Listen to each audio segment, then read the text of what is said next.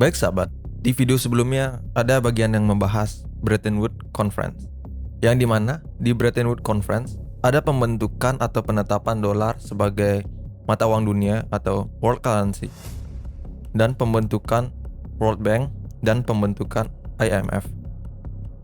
Sesuai dengan judulnya, di video ini akan dibahas yang pertama, apa itu IMF, yang kedua, apa tujuan dibentuknya IMF, dan bagaimana cara kerja IMF. Yang ketiga, apa syarat negara agar bisa meminjam di IMF, dan negara mana saja yang bergabung di IMF.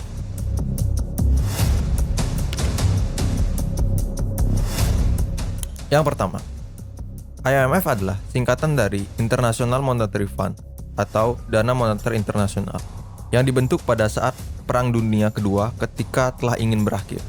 IMF didirikan tahun 1944 pada saat Bretton Woods Conference.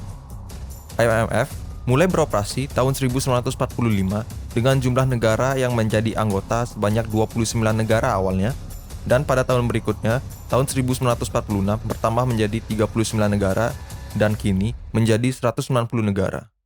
IMF ini dibentuk ketika pasca Perang Dunia Kedua terjadi depresi besar di berbagai negara. Banyak negara ketika itu menerapkan hambatan perdagangan untuk memperbaiki ekonominya.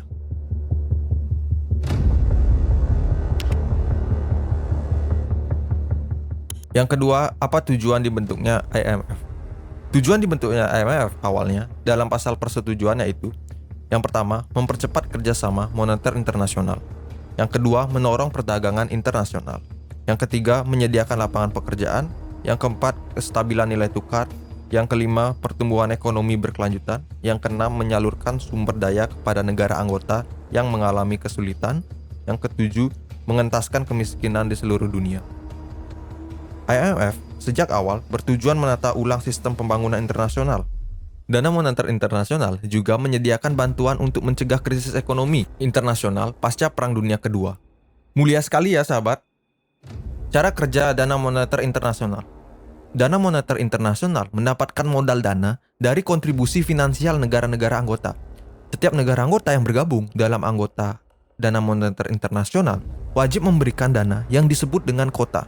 Dana tersebut dapat dipinjamkan oleh para anggotanya. Sistem kota Dana Moneter Internasional ini dirancang untuk mengumpulkan dana cadangan agar dapat dipinjamkan. Setiap negara anggota DMI itu diberi kuota atau jumlah sumbangan yang disesuaikan dengan ukuran negara tersebut dalam perekonomian global. Dan besarnya suara di sini berdasarkan besarnya sumbangan uang atau kuota. Di IMF ini biasanya negara maju memberi sumber dana lebih, namun tidak terlibat dalam perjanjian. Dikarenakan negara maju tidak meminjam di IMF, sedangkan negara yang menikmati sumber pendanaan itu terkena syarat-syaratnya atau terkena perjanjiannya. Dan kalau meminjam itu ada syaratnya.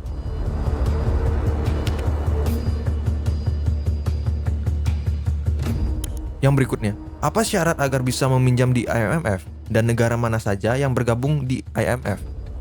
Jika ingin meminjam uang di IMF atau Dana Moneter Internasional, maka perlu jaminan layaknya seperti bank. Jaminan itu harus ada, jika tidak, maka dana itu tidak keluar. Syarat penyesuaian struktural untuk pinjaman yang dikenal sebagai konsensus Washington yang meliputi: yang pertama, pemangkasan belanja, biasa dikenal dengan istilah austeritas atau pengetatan anggaran. Yang kedua, mengutamakan ekspor langsung dan ekstraksi sumber daya. Yang ketiga, devaluasi mata uang. Yang keempat, liberalisasi perdagangan atau penghapusan hambatan impor dan ekspor. Yang kelima, meningkatkan kestabilan investasi, membantu investasi asing langsung dengan membuka bursa saham dalam negeri. Yang keenam, menyeimbangkan anggaran dan tidak belanja berlebihan. Yang ketujuh, menghapus pengendalian harga dan subsidi negara. Yang kelapan, swastanisasi atau divestasi seluruh atau sebagian BUMN. Yang kesembilan, memperluas hak investor asing dalam perundangan nasional. Yang kesepuluh, memperbaiki tata kelola pemerintahan dan berantas korupsi. Syarat itu juga menguntungkan IMF karena dana yang dipinjamkan ke negara peminjam akan dimanfaatkan untuk hal-hal yang ditentukan oleh pasal perjanjian. Itu juga menjadikan jaminan bahwa negara itu mampu ekonominya dan ketimpangan strukturalnya. Tetapi kenyataannya, setelah menjadi pasien IMF, negara tersebut perekonomiannya carut marut. Karena kenapa? Lihat dari sisi syaratnya sahabat. Yang mana syaratnya kapitalis sekali. IMF ini ingin masuk ke dalam perekonomian negara lain. Dan IMF tidak menggunakan satu negara satu suara, one vote one country. Tetapi suara besar didapat dari negara yang menyumbang dana ke IMF yang besar. Dan negara-negara tersebut paling banyak didominasi oleh sekutu Amerika Serikat dan Amerika Serikat sendiri. IMF, kalau suara sah itu harus 85%, sedangkan suara Amerika Serikat itu lebih dari 16%. Ibaratnya, kalau semua negara setuju, Amerika Serikat tidak setuju, maka dana itu tidak keluar. Dengan adanya ketimpangan suara ini, tidak heran bahwa Amerika Serikat seperti memiliki IMF.